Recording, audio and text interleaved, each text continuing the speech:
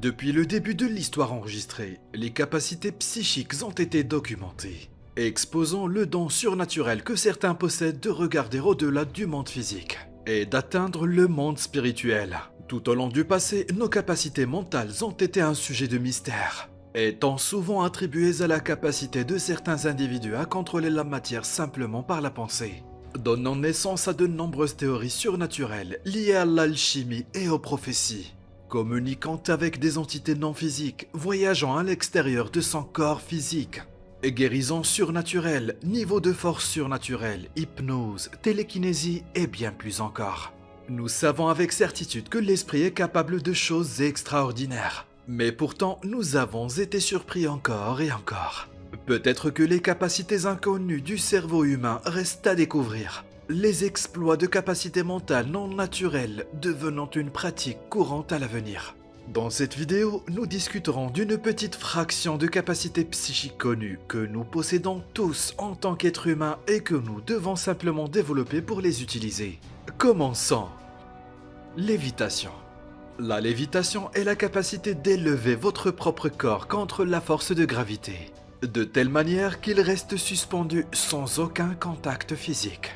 Bien qu'il existe de nombreux sceptiques quant à la possibilité de léviter en utilisant le pouvoir de votre esprit, étonnamment, notre histoire est remplie de récits d'individus qui ont atteint cette capacité et l'ont même pratiqué devant des centaines de témoins.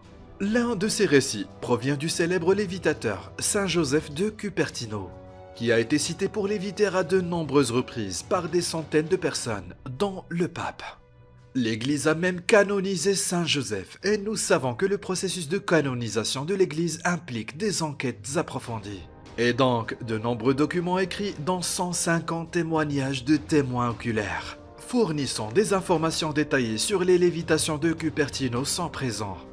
Le caractère des témoins était de tout premier ordre, des cardinaux, un pape et les inquisiteurs eux-mêmes.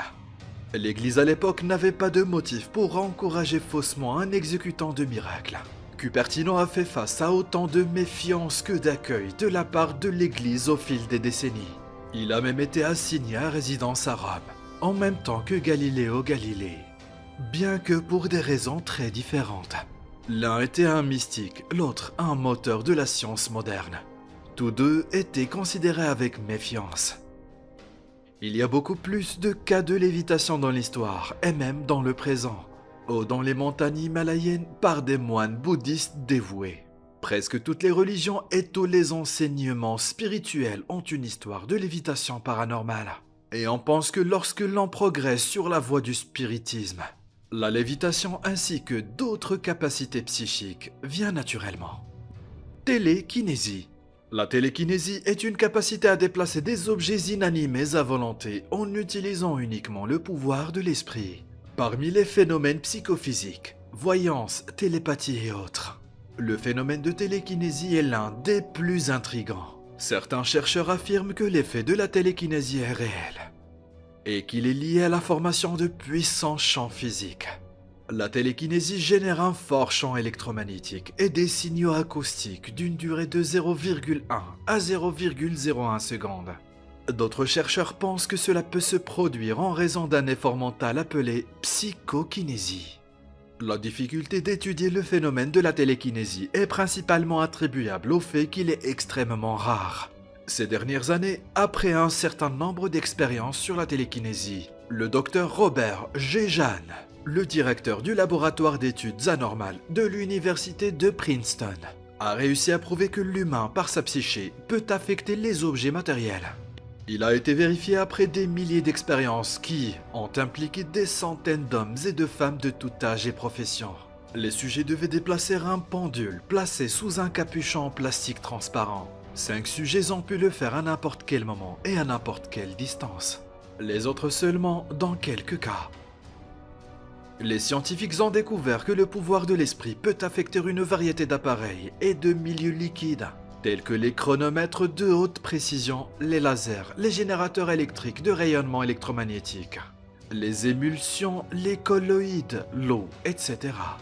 Certains chercheurs affirment que chacun de nous est doté avec ses capacités paranormales, qui étaient autrefois complètement naturelles et largement utilisées par les gens. Mais maintenant, elles sont à l'état latent. De futures expériences pourraient aider à révéler la nature de la télékinésie. Jusqu'à présent, nous ne pouvons que constater l'existence d'une psychoénergie spéciale qui provoque la télékinésie. Projection astrale. Souvent représentée dans la fiction, comme dans les films hollywoodiens comme Insidious ou Doctor Strange, la projection astrale est notre capacité à séparer notre conscience de notre corps et à faire l'expérience de notre environnement qui n'est exposé à aucun de nos 5 sens. Bien que nous ayons une vidéo entière sur les preuves et les expériences de projection astrale, voici une de ces expériences qui se démarque vraiment. Harold Sherman est un médium bien connu, et son objectif astral était de vérifier Mercure. Mariner 10, une sonde spatiale robotique, devait s'approcher de Mercure dans environ une semaine en 1974. Monsieur Sherman a fait une projection astrale vers Mercure et a indiqué que la planète avait une atmosphère, bien qu'elle soit très mince. Cela a été bafoué par tous les scientifiques et astronomes impliqués dans le projet Mariner 10. Cependant, lorsque les données de Mariner 10 ont été transférées, il a été constaté qu'en effet, Mercure avait une atmosphère. Monsieur Sherman avait raison. Ainsi, on peut dire en toute sécurité que la projection astrale a un potentiel très élevé d'être dans le domaine des possibilités. Et qu'Harold Sherman pourrait en fait être un projecteur astral qui l'a prouvé, et ses résultats vérifiés par une expédition scientifique.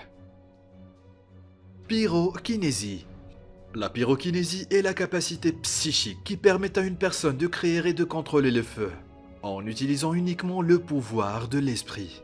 C'est l'ensemble de compétences permettant de manipuler les flammes et, dans certains cas, même de les créer. La plupart des personnes qui prétendent posséder le pouvoir de la pyrokinésie n'ont la capacité que d'éteindre ou de manipuler le feu, mais très peu prétendent créer le feu. Bien que beaucoup de gens croient que la pyrokinésie est impossible, de nombreux événements de pyrokinésie se sont produits dans divers endroits du monde.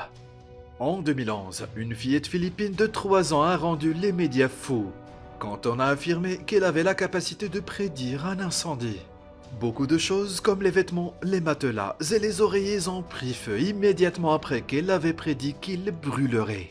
De nombreux policiers et pompiers affirment avoir été témoins d'un incendie causé par la jeune fille sans qu'elle ne touche les objets. Un autre événement similaire à celui-ci a eu lieu au Vietnam. Une fille de 11 ans avait intrigué de nombreux scientifiques avec sa capacité surnaturelle. Selon son père, le feu apparaît partout où elle va. Chez elle, l'électricité a été court-circuitée et de nombreuses prises ont brûlé. Parfois, même ses vêtements prennent feu. Manipulation neuronale, faisceau d'énergie. L'électricité est produite par le mouvement des électrons libres. Les électrons libres sont présents dans n'importe quel métal, mais ne conduisent pas l'électricité à moins qu'ils ne reçoivent une certaine direction par une différence de potentiel. C'est presque la même chose avec les neurones du cerveau. Si un neurone pouvait être excité par un traitement, alors en raison de son énergie électrique, il fonctionnerait comme une dynamo. Les milliards de neurones seraient collectivement équivalents à des milliards de dynamos. Imaginez alors quelle quantité gigantesque de puissance, de chaleur, de lumière, d'électricité pourrait être générée par le cerveau humain. La compréhension des activités électriques du réseau neuronal et les découvertes connexes des sciences modernes semblent superficielles par rapport aux descriptions de la puissance interne du cerveau telles que citées dans les écritures anciennes. Au moins 20 watts d'électricité circulent en continu dans le cerveau humain tout au long de sa vie.